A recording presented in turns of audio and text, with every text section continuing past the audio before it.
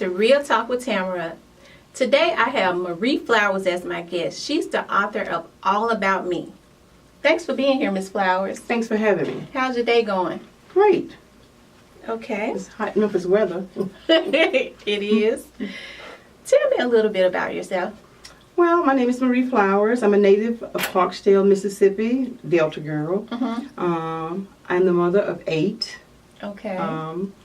12 grand. Mm-hmm. Happily married, almost 18 years now. Okay. To a wonderful guy. His name is Sam. Mm-hmm. We've been in Memphis. I've been living here in Memphis more than 30 years now. Okay. So I consider it my home. Okay. You wrote a book. What's the name of it? All About Me. Mm-hmm. And All About Me is a non-fictional book about my life. Mm-hmm. It's the story of a young girl at the age of 16 who goes through several plights in her life at a very young age, starting with making bad choices as far as not abstaining, gets pregnant, gets married early, and from there goes into a downhill spiral.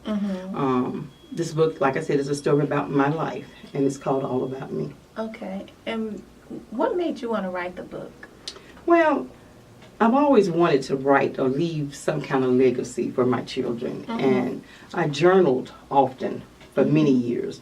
And in my journaling, I decided this would make a great book, or this would be something that someone could come along and read and maybe learn from my mistakes and not make the same mistake. So it became a small book.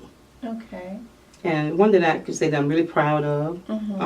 It's been published for now, self-published, may I add, for over almost a year. July will be a year. I read the book, of course, and it is by far one of my favorite books. And in the book, you talk about, as you said, a lot of the challenges that you went through. And you said that you feel like the beginning of your problem started when you did not abstain from sex, of course. Right, of course. And why do you feel like that was the beginning of your downfall? Well, I was very young. I was 15 when I became pregnant. Not boasting about it. Like I said, it was one of the bad choices that I made as a young girl. Became pregnant, had it delivered at 16. Got married at 16. Moved away from my mom, and that relationship started to become violent. Didn't know where to turn or how to get out of it. Looking back on it, those years were growing years for me. It brought me to where I am today. But the reason that I wrote the book is that some young girl who's going through or is thinking about making bad choices to perhaps read this book and say, oh, I don't want to do what she did. I don't want to go through what she went through. However, my going through all those things, I was able to pick myself up to move forward and put it behind me and leave it behind me. It's my past. I learned from my past. I'm able to talk about my past, and I want other young ladies to learn from it. And in your book, you talked about at one time being a victim of domestic violence, and that kind of piqued your passion to want to help victims. Because domestic violence is so taboo, do you think that this book would make well, not just young people, because it happens to young and old. Yes. It would make young women want to speak up? I hope that it would. Not so much as young women. I hope that survivors as myself, I challenge all survivors to reach back and help a victim. There are a lot of victims still out there, and there are also a lot of survivors. We need to not forget about those. I hope that one would read my book and say, me not knowing it perhaps saved someone. So if all survivors got together, saved one person, just think of the many victims that we would save. Yeah. Why do you think that domestic violence is so, well, it's not taboo, but talking about it is definitely taboo? Well, to this day, it's a touchy subject for many women and many people. You bring up domestic violence, it's something they want to get involved with. They don't want to hear it. They don't know what to tell you. They don't know what to say. So people shy away from it. There's nothing to be embarrassed about. If you are a victim, you need to tell someone. I wish that more women would be receptive of the conversation and not shy away from it. Maybe there's nothing you can do, but maybe there's something you can say. An encouraging word, or maybe offer literature that's available. There's a lot of organizations that's out there now. All you have to do is reach out for help, but you have to want the help. You have to want the help. And that was my next question, because do you think that here in Memphis, Tennessee, that there are enough organizations here, just in the city of Memphis, that is accessible? Since I've been on my journey with this domestic violence, and looking back at it now that you asked me that, I found that there are a lot of agencies in Memphis. They are hard to find. Okay. They don't put themselves out there until 1 month. That's October. After October, you hear nothing else about domestic violence. You can't find anything about domestic violence. Doors don't open easily. And people just get hushed up after October. I think it's a problem that goes 12 months and not just one to be observed. I wish that domestic violence would be a topic not only in October, but for November, December, and so on. I think there should be more commercials. There should be more signs. I think there should be more survivors rallying together. So I think a lot more can be done as far as information getting to the victims that's still out there. Because you were a victim, why do you think young women go back? Because a lot of women leave and then they go back. Well, they have nowhere else to turn. Once you run, and I ran many times, most people, well, what are you going to do after a week passes? You can't stay here. You don't have a plan. You really don't know what you're going to do. So after searching and no one really wanting to take you in or taking care of another person, you end up going back. So that's why it's important to get a plan. Sit down and think, what is it that I want to do? Think about, where can I go from here? Call a friend. Give a friend a passcode to let her know that you're in trouble and you need help.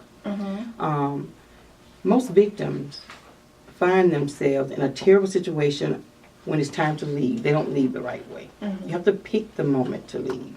So you want a plan. And a plan is just to run next door. You can only stay there 3 days. Run home to mama. The abuser's coming there first. So you need to know where you're going. Because in reading your book, All About Me, I found it very, very inspiring how you were actually able to leave. And sometimes I know that a lot of victims may feel like no one is watching or they are alone. But could you just kind of tell my audience how you were able to get away? Well, my help did not come from family or friends. My help came from a stranger, a complete stranger. I was living away in Louisiana at the time. I don't want to tell too much of the book, because I do want you to get the book and read it. But someone that I never paid attention to, but she paid attention to me. She heard my cries through the walls of an apartment and approached me and reached out with help. Are you ready to leave?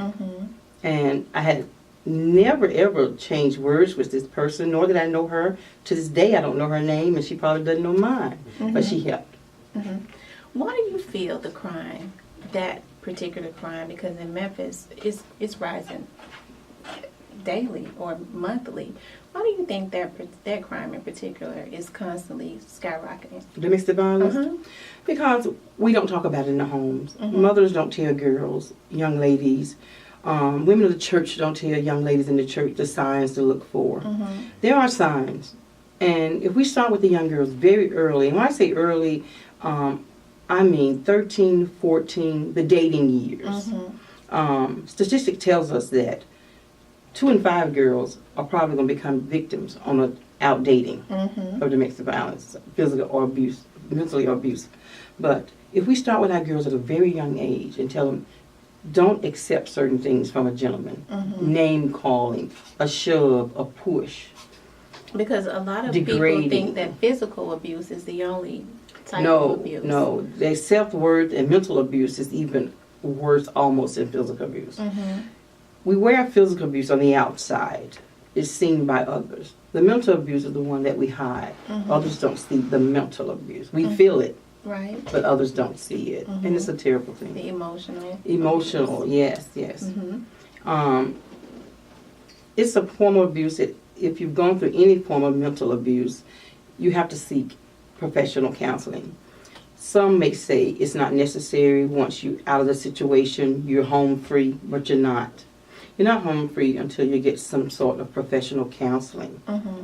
And to get your self-worth back, to Mm-hmm. understand that it wasn't your fault, Right. and to forgive yourself Mm-hmm. for staying that long Mhm. or for enduring as long as you did. And once you forgive yourself and you put that where it belongs in the past, you're able to move forward. Mhm. And not help other until people. you forgive yourself. Mhm. Because we blame ourselves. Victims go around blaming themselves. Oh, I made him mad.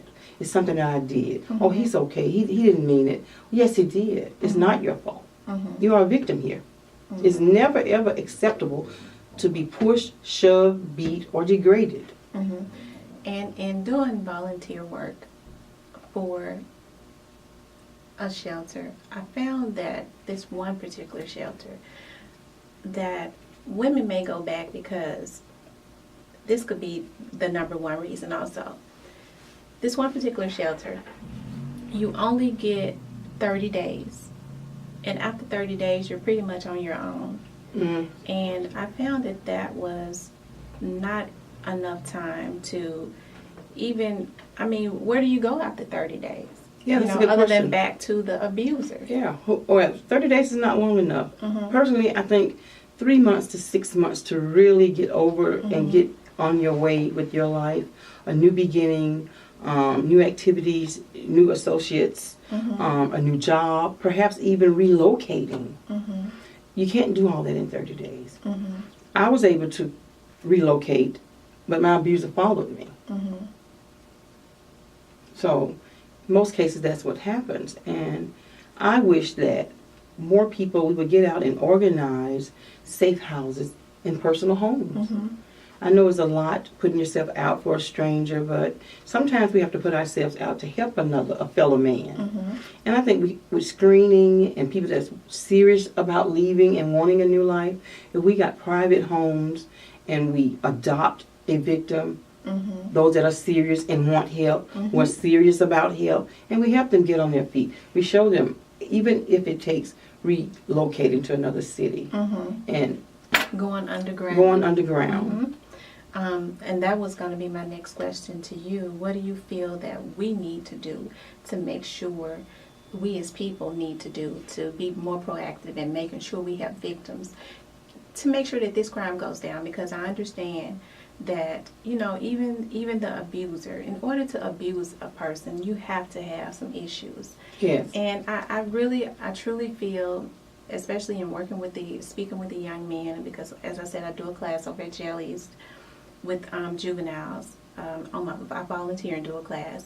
They're angry. Yeah. And they need help, Yes. And a lot of it comes from seeing their mom beat. So they feel like they adopt that Yes, behavior. I truly believe that. Mhm. Also, I feel like control has a lot to do with it. Mhm. Some people feel like they have to be in control. Mhm. They can't be in control of a job. They can't be in control of another fellow man. Mhm. So they get control over the weak, the Mhm. woman. She's usually the weak one. Mhm. Now, mind you, there are some men that are abused. I don't want to take that off the table. Mhm. The numbers are very low compared to that of women. Right. But we're talking about women in 5%. particular now. 5% is very low. Mhm. But a man, it's a control issue. Mhm. So I feel like, back to your first question, what we as a community should do, we should talk about it more openly. Mhm. We as women, the forerunners, the survivors, we need to speak openly about Mhm. what happened to me. Let me tell you my story. We all have a story to tell. Mhm. A lot of people don't like to tell the story. They want to forget about the story. But just think, if Harriet Tubman freed herself and never came back Mhm. to get another victim Mhm. out of slavery, where we Right. would be. Right. So she was one of those Mhm. forerunners that went back to pull another out. Mhm. And I'm not putting myself on the pedestal of Harriet Tubman by no way, by no means, but I'm just one voice. But I always think if we rallied together in a bunch of survivors, and told our stories, Mhm. that more victims would come to the forefront and say, and raise their hand, and I'm ready for help. Mhm.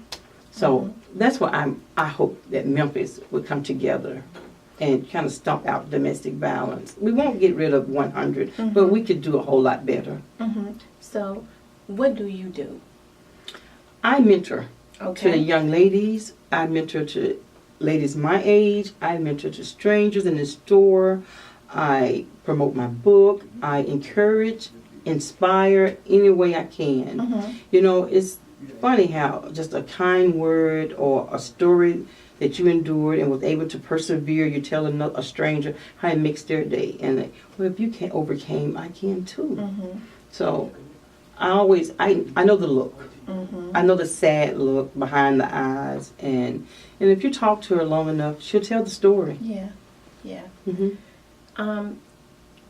You mentioned one time that you felt that there were organizations that were, of course, they're good and they're beneficial, but it's like there's some sort of secrecy. There's some.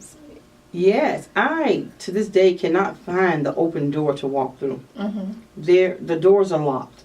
Not just one door. The second door is even double locked. You have to know someone who knows someone to get into this organization or these organizations. Why is it so hard Mm-hmm. for just a nobody? I call myself a nobody because I'm not a well-known person in Memphis. I'm just your average housewife, mother, grandmother, but I want to make a difference. I want to get involved. So I started reaching out, but I didn't get a lot of hands that reached back out. I got a lot of closed doors or we have enough, and you have to know, so you have to be recommended, and by whom? Mm-hmm. So I said, well, that's fine. Maybe that's not the avenue that I should take, but I feel like it should be easier to get involved. Mm-hmm. And there are a lot of people who wants to get involved, but they can't. And this was just to be able to join organizations to go out and just speak and motivate victims. So I do it on my own. Mm-hmm. I do it on my own every chance I get. Mm-hmm. And why do you think that there's that secrecy? Because, I mean, it does seem to be. But why do you think that there is? I don't know. I don't, to be honestly sitting here today, and if I had not gone through it myself, I couldn't tell you about it. But there is a struggle with trying to get involved with organizations in Memphis, Tennessee. Mm-hmm. One might sit home and say, oh, they're all kind of, it's easy. No, it's not. I challenge anybody, if you've never been involved in one of the organizations, call and see if you can get in. Mm-hmm. And see how hard it is. Mm-hmm. Recommendation letters, or I don't know anybody to recommend me. I'm just somebody from the 38125 zip code who wants to help. And I'm going to keep doing what I'm doing every chance I get. So you do a lot of speaking engagements? I do. It's slowed down somewhat, but I'm still pushing forward. I'm still available. I'm still looking forward for any platform to speak, tell my story, to encourage, motivate, and inspire young ladies to get up. They have a voice. It's not their fault. They can live a productive life and put the past where it belongs behind them. Mm-hmm. So do you find it hard to kind of get into, and what way am I trying to say it, without being, well, of course I'm not being disrespectful, but maybe the church is being acceptable because they have that mentality, you know, what goes on in your home stays in your home, and you don't speak the about church, that at all. Yeah, I can tell you now, the church will tell you, and several have told me, not just through members, but through the head of the churches, that my subject is, the church is not a platform for it. Mm-hmm. So what better place would it be to get to the masses? We know that more women go to church than men. Mm-hmm. I'm not trying to take up your first Sunday or anything like that. I would even come to a Wednesday night meeting and be just 5 or 15 minutes to talk to the ladies. But I can't, my subject on domestic violence, teen pregnancy, and issues like that, the church, I'm told, is not a platform for it. Not by one church, but several. Okay. And even with teen pregnancy constantly rising. Yes. Mm-hmm. We have to get to our girls early. We're seeing that pregnancies are starting as young as 12. Mm-hmm. It's very important, mothers, to talk to your girls. Tell them what's acceptable and what's not acceptable. We need to go back to the old ways of being a lady. Let's bring those ways back. And not being the B word and laughing about it or being accepting of it, because it's not acceptable. It's not a good word. So we need to, leadership.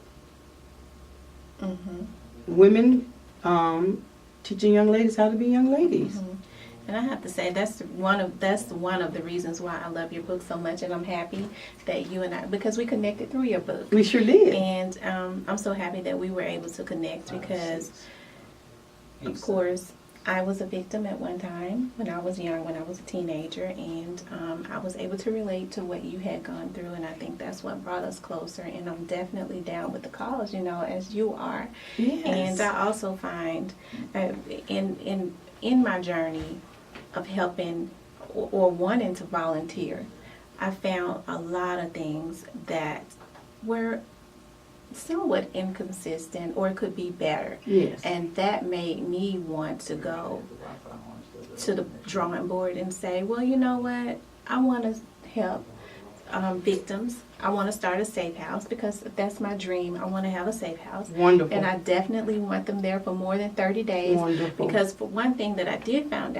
out about victims, when they've been in that situation for a very long time, their husbands don't allow them or their boyfriends don't allow them to better themselves. So they don't have any schooling. They don't really know how to run a household. No. So you have to get them skilled. You have to habilitate them. Right. And so that was one of the...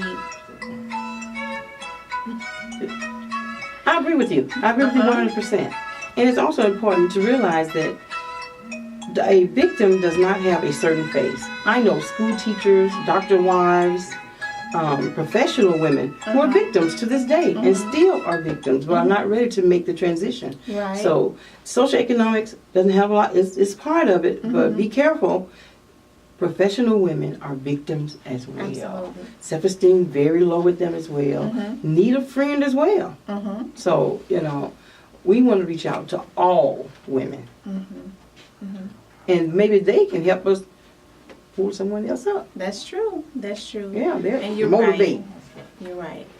Okay, we're going to take a break, and we'll be right back.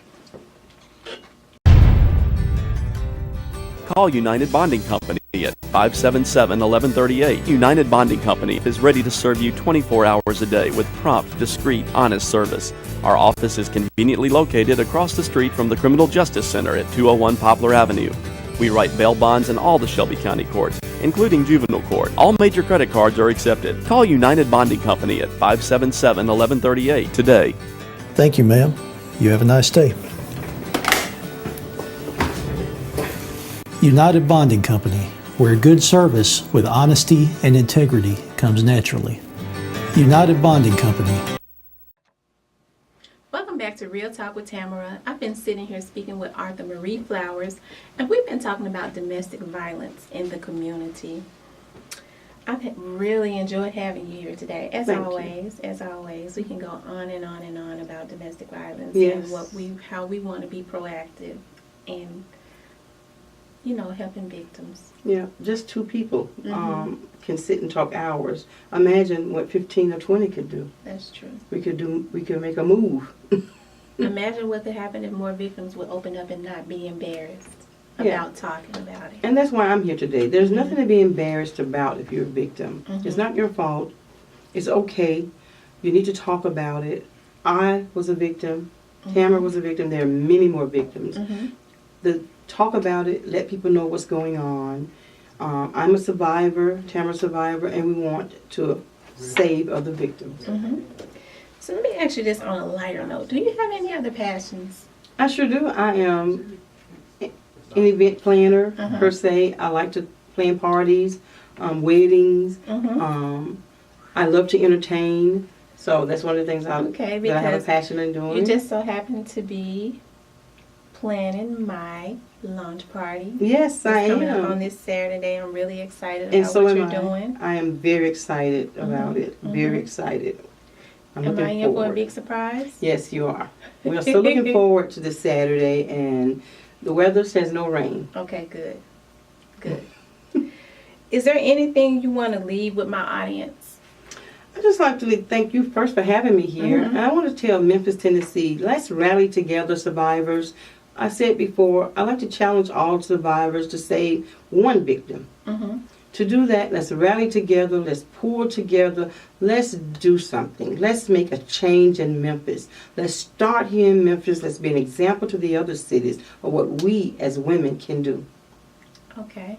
But as I said before, I really enjoy having you here. You got to come back sometime soon. Anytime. Very soon. Anytime. You know what? I still want to do that panel. Great, I'm up for it. I still want to do that panel. We still need to get that together. And I'm excited about that. So we need to start working on that very soon. Real Talk with me, Tamara, have more days and new times. Monday, Wednesdays, and Fridays from 6 p.m. to 7 p.m. and again on Saturdays from 10 a.m. to 11 a.m. You don't want to miss this show. We will be talking about the community, politics, crime, education, and everything else of concern to the community. So tune in to Real Talk with Tamara on TPN, Tamara's Production Network.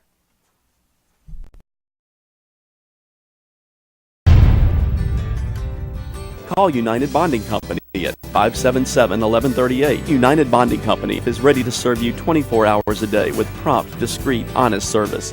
Our office is conveniently located across the street from the Criminal Justice Center at 201 Poplar Avenue.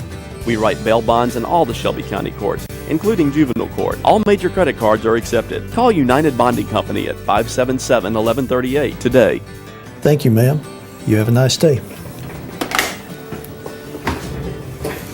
United Bonding Company, where good service with honesty and integrity comes naturally. United Bonding Company. Welcome back to Real Talk with Tamara. Here in the second segment, I have Lotarsha Lee here. She's the founder of Divine Divas and Design. Thanks for being here, Lotarsha. Thanks for having me. How are you today? I'm great, and you? I'm so glad to have you here. We've been communicating and we've been wanting to get together. I'm just excited. I'm excited about what you do in the community. Thank you. Okay, you have an organization. Tell me, what does your organization stand for? Divine Divas and Designs. The acronym for Divas stands for Determined, Intelligent, Vibrant, Ambitious Sisters. And Divine Divas and Designs, it actually stands for Empowerment, Sisterhood. We do a lot in the community, dealing with community service, giving back. We connect with a lot of the local churches and nonprofits in the area to give back to the community. Okay. What made you want to start that organization? Actually, I relocated from Memphis about 7 years ago. And after going through domestic violence, abuse, rape, and a lot of tragic events in my life, I kind of lost myself along the way. And so I left here, and as a single mother of two sons, I wanted to give my sons a better life, a better opportunity. And I thought being in a small town, small environment would have been the best way. But then once I moved to a small town, I realized that the African American children in that small town were still dealing with urban city issues. And so I heard a lot of the women talking about the girls in the town, and they had, fast girls and saying all those kinds of things about the young ladies, but nobody was actually giving them activities to participate in. So unless you were a cheerleader or played basketball, there was really nothing for the girls to do in the town. So I kind of started a liturgical dance ministry at the church, and some of the girls from the other churches wanted to participate, but they couldn't because it was only for that particular church. And so after starting at Murray State University, I had to take some service learning hours, and I started working at a girls group home, and developing those relationships with those first 6 young ladies kind of unctioned something within me, because I saw a lot of myself in those young ladies. And so once some of those young ladies transitioned back to their homes, they communicated with me, through MySpace at the time. It was MySpace, and then Facebook came, and then they found me on Facebook. And so I loved the after effect or the impact that my relationship with them had, the positive impact. And so once I saw that, that's kind of where I decided to try to do something in the community. Once I saw some of the young ladies in the communities, their mothers were going back and forth to jail. Some of them were alcoholics. Some of them were on drugs. Some of the young ladies, men, their fathers were in and out of their lives or were never in their lives. Right. So I decided to plan activities that I felt like would be fun, yet educational, yet spiritual, and that they would enjoy. So that's how Divine Divas was launched. Okay. And what effect does your organization have on the young ladies in a positive way? Because I know our children, and like I said, I work with young children as you do. I volunteer and work with actually young boys. I know that our kids are pretty lost. A lot of them are lost. So what effect does your organization have on them, those young ladies, in a positive way? Overall, it helps build their self-esteem. It helps their communication skills. Helps build relationships. It also it provides an opportunity for them to be exposed to a lot of things that they may not have been exposed to. In Murray, we have the Divine Divas of Murray, Kentucky. We partnered with the university and the nonprofits in that area to host a lot of the events. And so we have probably, I think now we have 8 young ladies. We started the program in 2009, and we have about 8 that's at Murray State on scholarships. That's doing well. We have 1 that's married. We have several success stories that have come from our sisterhood, and so those young ladies come back to give to the young ladies that's coming up. So it's a positive thing, because one of the young ladies wrote a paper last semester, and her professor sent it to me, and it just had me in tears, because she said had we never taken the time to start that organization, she wouldn't be as involved educationally as she is, because most people in her family were not going to college. So that was a positive for us. Okay. What are your future plans for your organization? Cultural diversity is key for me, and so that's one of the things I want to implement nationwide. I want Divine Divas to take off and see it in all of our states.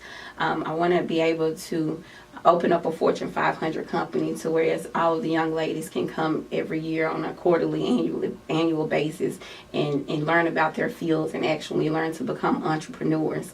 I want them to be able to share their stories, whether it's through books or whether it's through videos or arts and crafts. We have some that love to draw. One of our young ladies is an amazing artist. She just relocated back to Texas, but I want to be able to pay for her to be able to come back to our classes and workshops and conferences and not have to worry about any cost or fees. So I want to see it on a national level, for-profit and non-profit status. That's the goal. Okay. Do you have challenges in your past, and did you have challenges in your past, and it sort of made you want to work with these young ladies or work with young ladies? Most definitely. Most definitely. Coming from a single parent home, my mother and my father divorced, I think, when I was in the 3rd or 4th grade due to domestic violence and abuse. And seeing my brothers who had the same pattern and the same cycle of domestic violence and abuse going on, I kind of took a different approach in life. And so I promised myself I would never be humble and meek and quiet and submissive like my mother, because of she played that role to the T. I didn't understand at that time what a Proverbs 31 woman was supposed to be like, but that's what she was. She was a great example of how a wife is supposed to be. And then when she left, I saw the strength, and she taught me how to be independent, but at the same time, she taught me how to be interdependent when I needed to be.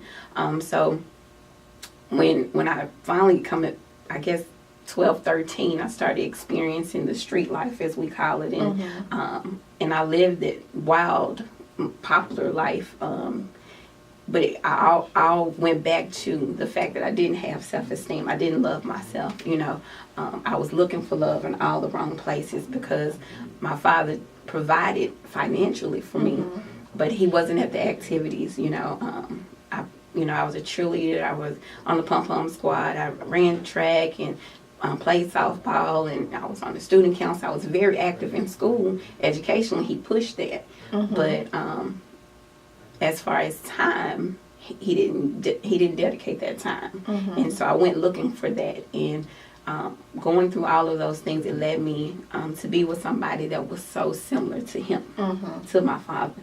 And so it took me 10 years to get over that abuse, and after going through counseling and actually getting the help that I need and admitting the things that I needed to admit within myself, I realized that that's one of the things that a lot of young ladies and women, you know, we deal with that low self-esteem and looking for love in all the wrong places. So that was one of the things that I noticed with the young ladies in Murray, and that's what helped me to see that there was a need to help them see that you are beautiful. You know, you are beautiful in God's eyes. You were wonderfully and fearfully made. And walk in it, you know, have confidence. And just because you fall, you can get back up. You know, just because you experience domestic violence doesn't mean you have to stay there. Absolutely. You know, just because, you know, I lost everything in 2007. I was really trying, and you know, on AFDC, and you know, he was telling me you'll never be anything. You know, you'll always be a welfare chick, and that stuck with me.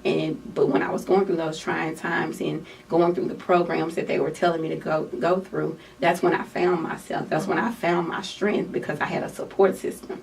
And I think that that's the key when you are going through all of those things in life. If you have an amazing support system around you, you can bounce back much quicker.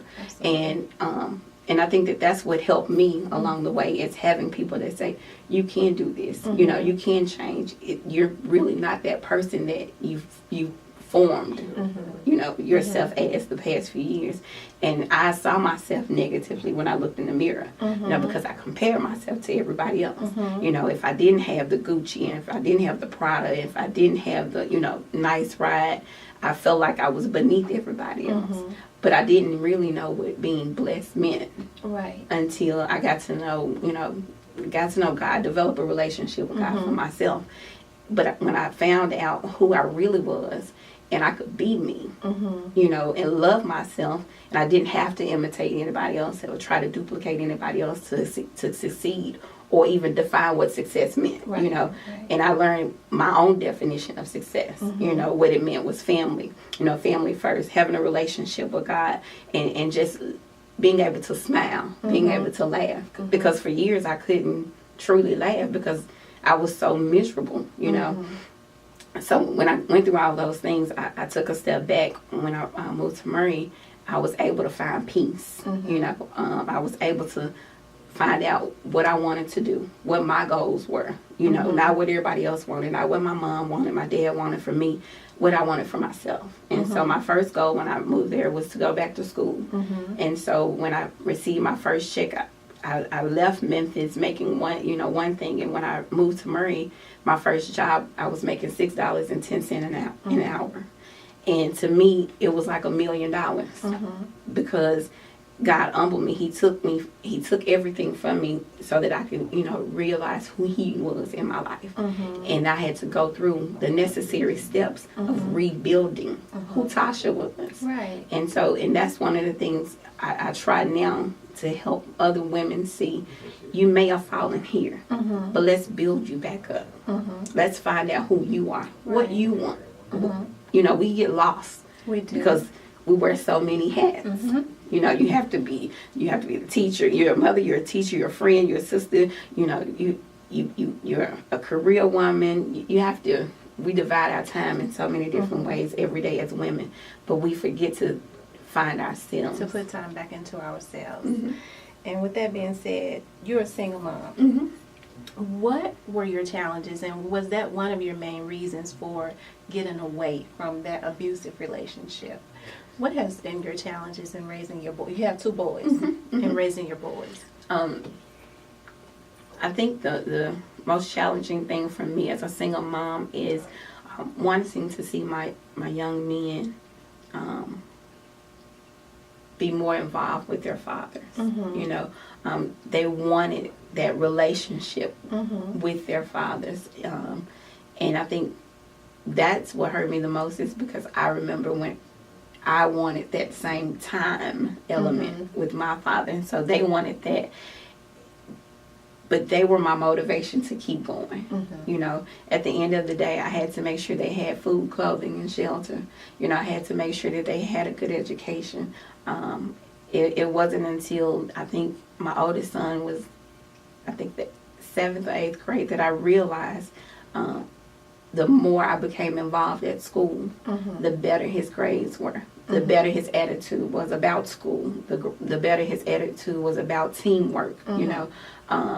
And so I think parental involvement is the key in resolving a whole lot of issues that's going on right now with our children. If we spend less time, I know we have to work, but if we budget right, we don't have to work 2-3 jobs. Right. You know, a lot of times we're working because we're trying to get all of the high dollar technology, you know, the phones and the games and all those kind of things that they want, and which is good to provide that for them. But we need to go back to focusing on the needs, and our children need us. And I think that was the motivation for me, is knowing that my sons needed me, because that the fathers were missing that element. And so I could never be daddy, but I could be the best mom that I could be. Right. So tell me, where do you see yourself in a few years with this organization? Where do you see yourself, and where do you see your organization in a few years? In a few years, where I see myself, I've imagined that I would take over a spot. That's my goal, is to be on that level where I'm actually doing what I've been called to do. And I think I want to be able to do empowerment, motivational speaking, and life coaching on a level where, even if it's just one person out of the room that's empowered, and it makes a huge impact to make them say, I can do anything. Okay. Then that's one of the things I want to do personally. But as an organization, I want to see it grow into a Fortune 500 company. Like I said, I want to do the publishing. I want to publish books, the clothing and designing. I love fashion, so I can't draw myself, but I want to be able to actually have a place where it's a diverse group, where you can bring in different cultures and different races to come together to actually create different designs. You know, and that will teach that you don't just have to wear what they're wearing on BET. You don't have to just wear what they're wearing on one specific channel.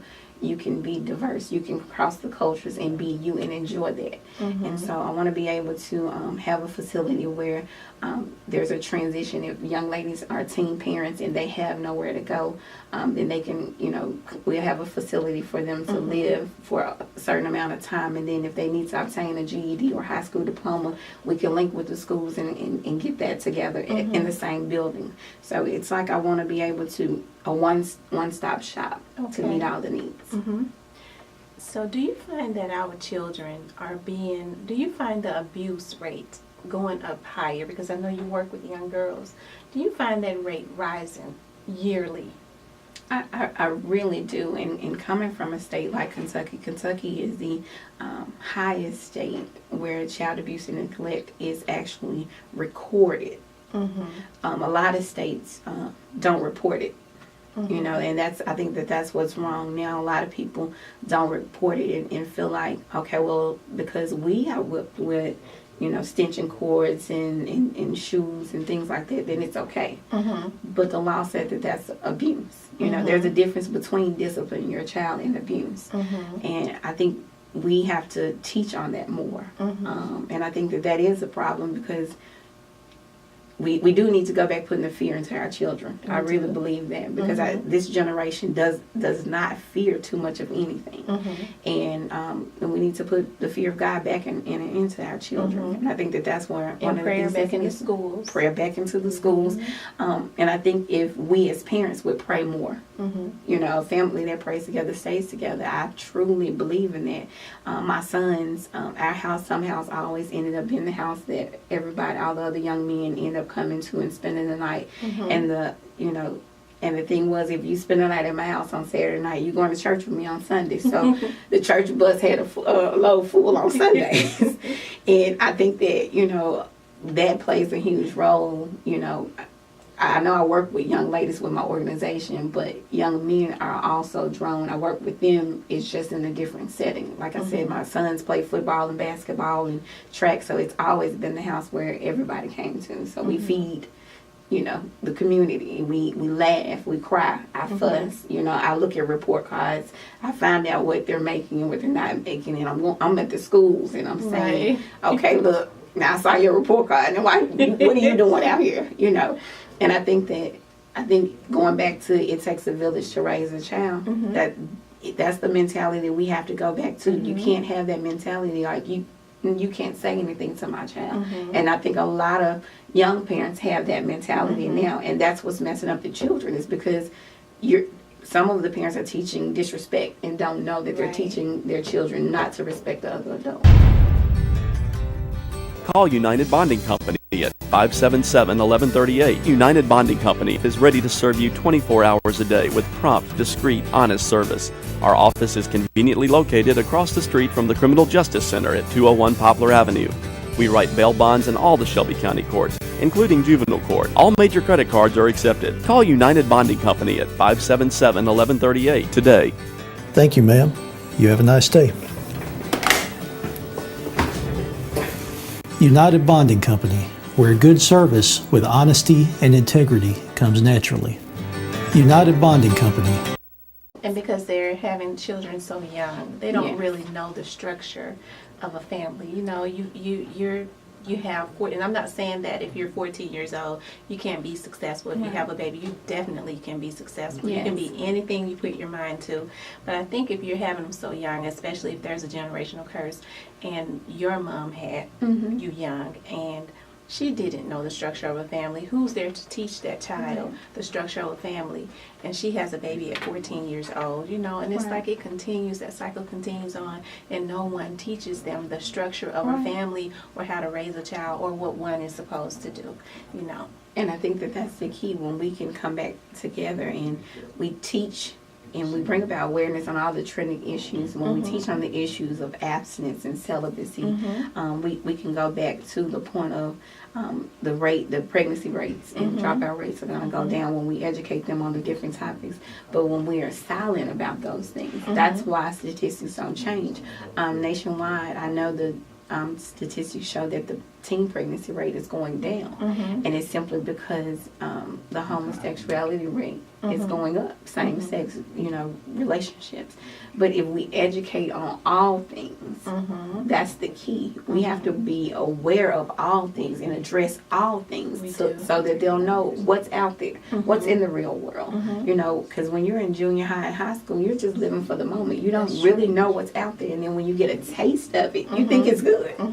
Because it fixes itself up to make you think this is good for you.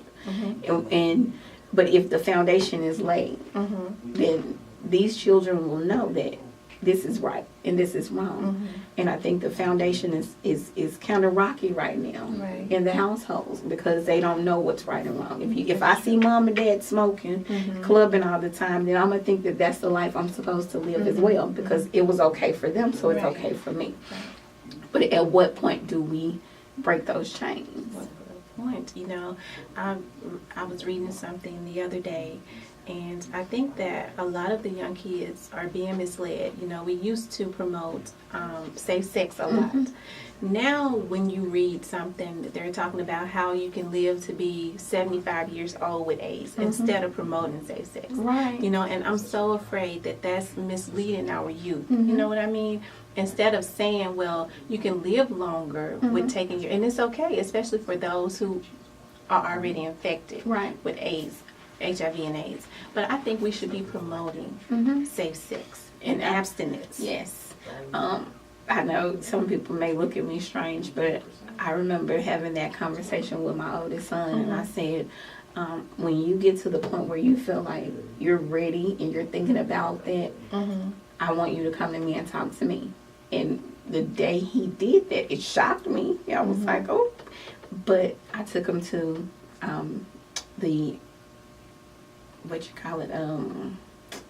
The clinic. Yeah, the health department is what the health department. I took him to the health department, and the nurse sat down, and we had the brown bag special talk. But she showed him the pictures of all of the different types of STDs and diseases, and pictures of people who were living with HIV and AIDS, and there were some beautiful men and women that were on those pictures, and she was teaching him that you can't just go by that saying, oh, she's beautiful, that oh she doesn't have the HIV, or she doesn't have gonorrhea, or she doesn't. Those are the things like I wanted him to know. This is what's out here, But I'd rather for you not to have sex. But this is what's out here if you choose to have sex. A lot of times we don't want to be real. Right. And say, oh, you're going through your puberty phase where you're experiencing these thoughts. Or we put fear in our children and make them too afraid to come to us, and we are the protectors, supposedly. And that was one of the major things with the young ladies. They felt like, I'm not going to my mama and talking about, I'm not going to tell her I'm having sex or thinking about having sex, or I can't talk to her about what I'm going through. A lot of times as parents, because we're so stressed out about bills and our own personal relationships and what we have going on in our own lives, we neglect to remember that we have to have that softer side sometimes too, so that they can say, well, I am thinking about this, and that's where that communication, it plays a huge role, because effective communication is the key. That's true.